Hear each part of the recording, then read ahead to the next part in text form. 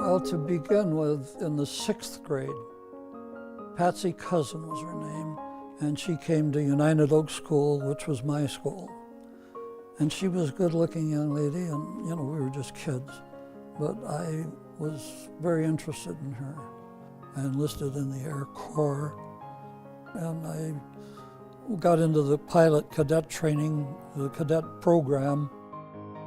When I got out of the service, I told my mother I wouldn't get married for a year or two, and 6 months later, Pat and I were married, and we lived in Detroit then. We had a gas station that my dad had. While in the gas station, I took one of my father's friends to lunch at the local bar, and we got talking about Lodge, and he brought me in a petition the next day, and he brought my brother a petition. So my brother and I signed a petition. We joined Lodge together. I went in Lodge in '51, and I was very active in Lodge the rest of my life. Eventually, Pat came down with Parkinson's. We had a sizable estate, but it gradually disappeared with Pat's expense and medications mainly. The social worker knew of my financial situation. I thought we'd never run out of money, but living in these homes for $5,000 a month private, he said, "You're going to run out of money." And he said, "You got to go somewhere." And the next time he called, I said, "I'm going to Lodge." And he said, "What Lodge?" And I said, "Masonic Lodge." He said, "You're a Mason?" And I said, "Yeah." And he said, "They have the best facility in the state."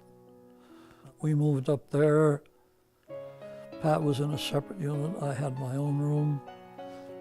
And they took excellent care of Pat right up until the end. These two nurses that looked after her, I didn't do much in the room. We held hands and this, that, and the other thing.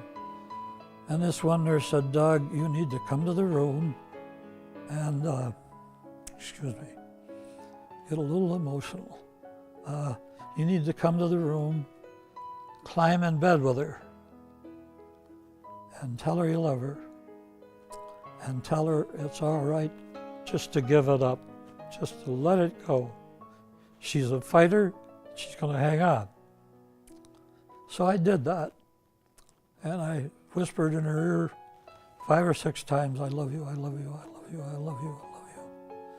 And she hadn't spoken in 2 months, and she said, "I love you too." And that's the last I heard, and that was the end. And she died that night. When it was all said and done, the kids said, "Well, you're going to move back to Ann Arbor or Livonia. You'll be close to Whitechapel. You'll be close to your football." And I said, "No, I found a home right here. This is my home." I've been a Mason for almost 60 years. I never dreamed that I would ever need a facility such as the Masonic home, or Pathways as we call it today. I understand there's a big percentage of us that are on Masonic aid. I think that's what they call it. And without it, we wouldn't be anywhere. It's a wonderful place to be. I love it and I appreciate what they do. There is love there.